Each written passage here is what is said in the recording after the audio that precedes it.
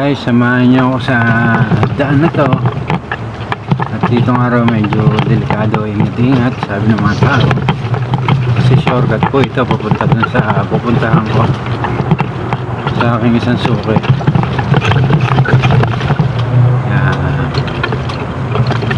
Video natin hindi man may mangyari.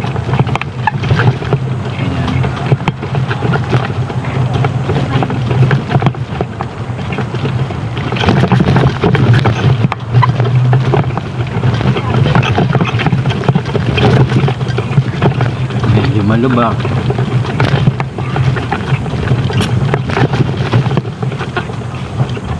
Punta po kasi ko sa Chaong sa Meriles. May suki ako na matagal na at isa rin nating kapwa content creator, pero sumuko na rin siya sa dami ng bawal. Pero hindi man kawalan sa kanya yun, dahil maganda naman ang kanilang negosyo mag-asawa. Kumbaga naging libangan niya lang rin dati. Yun nga lang, hindi rin masikaso. Kahit anong turo ang gawin ko sa kanya, hindi niya mabigyan ng oras kasi nga siyempre priority ang hanap buhay natin, ang negosyo.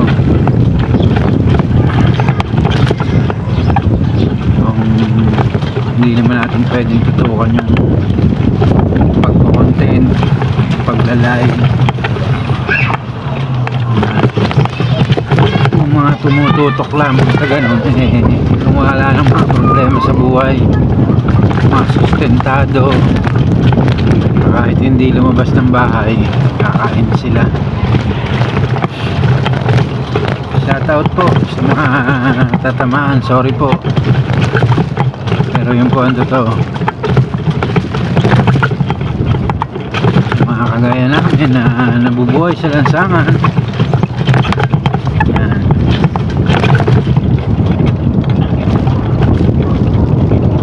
hindi ubrang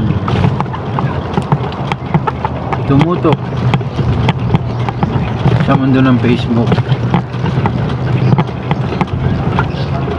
pero para-paraan lang para magawa tayo ng content, magawa tayo ng video. Yan yung mga guys, isang lihim na lugar ang lusot natin, subdivision. Anong subdivision ba ito? Ang tagal ko na rin papabalik-balik dito, hindi ko alam kung anong subdivision. Basta ito ay naging silbing daanan ko lang pa shortcut. Galing na ako ng highway. Ngayon naririnig nyo yung ugong doon, kasi pagka dumiretso ko ron tulay, kailangan sa ilalim ng tulay, kaya iikot po ako. Kaya puro subdivision po yan, malawang na subdivision.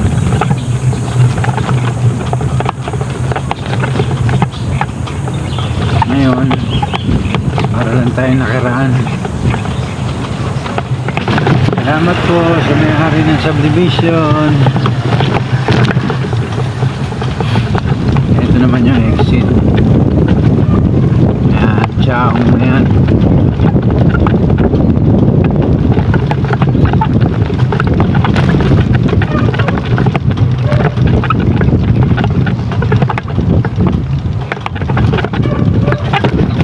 Pupuntahan ko naman yung dulo naman ng Chaong.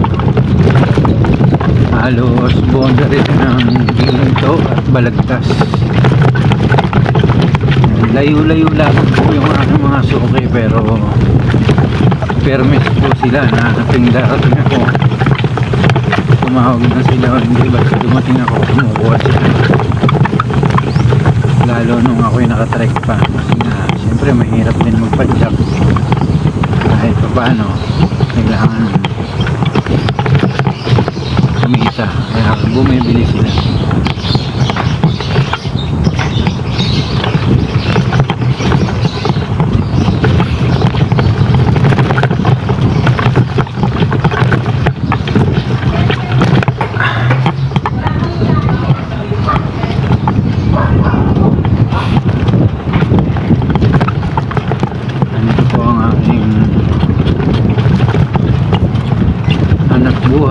araw-araw kahit naman ako ay nakatrike pa, sinusuyod ko yung lugar na to. Yan, dati humihiyaw pa ako rito. Oy, delight, that's milk delight, bili na kayo, malaki, masarap, mura lang. Yan, hihiyaw ko pa yun. Ngayon kahit maghihiyaw ako, hindi naman nila ako papansinin.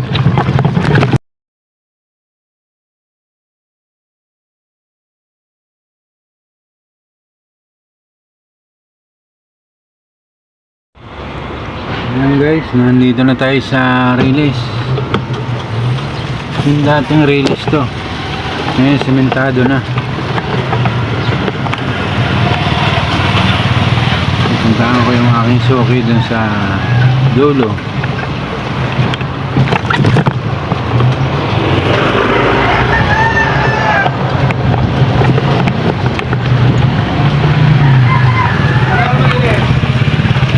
Ha? 60.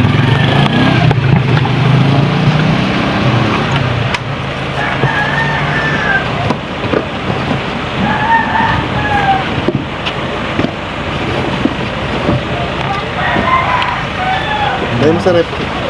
Hindi ko.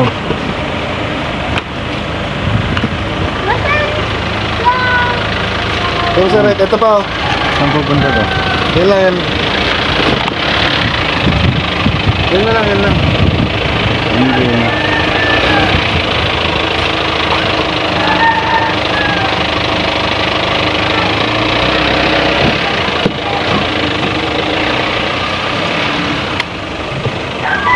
Ayan guys, may bumili nga ng isa.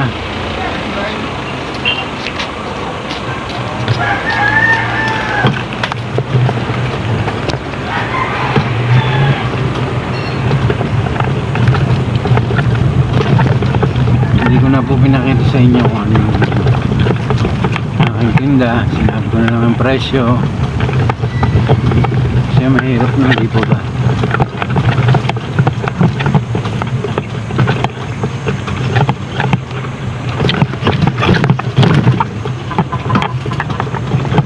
Araw dito ako, hindi humihiyaw nga din ako, no? Hindi lang humihiyaw, mayroon pa akong speaker na dala sa truck, may tugtog yun. Pag dumarating ako, tingin na yung tao, talagang kakagulo sila kasi yun lang nila matitikman yung aking tinda.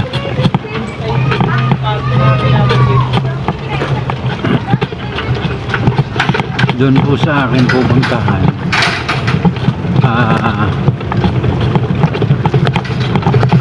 nagpalaro po ako doon ng Flip of the Battle, kaya lahat ng bata ron napasaya ko noon nung araw.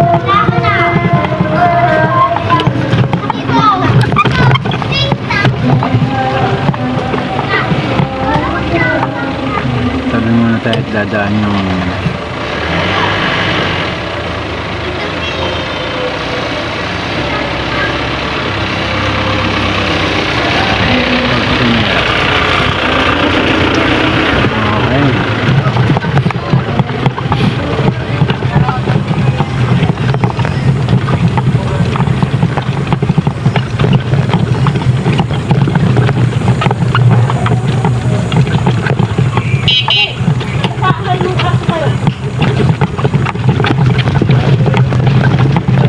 kalat yung mga tuta.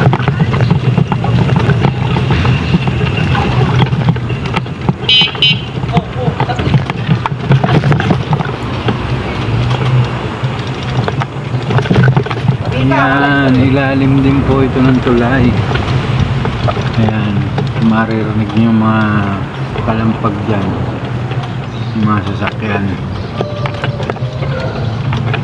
Malapit na po tayo sa aking pupuntahan.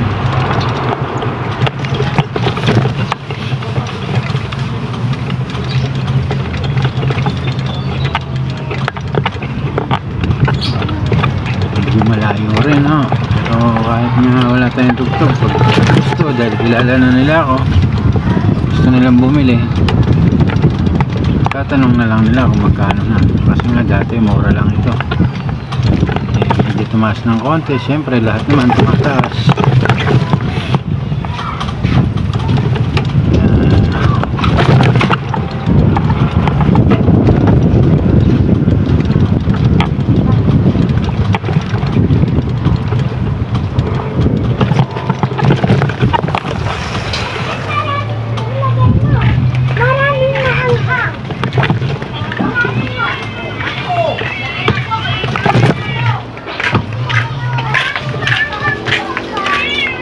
Yan, hanggang dito na lang naman po at nandito na ako sa aking suki. Mamaya naman po ulit pagbalik.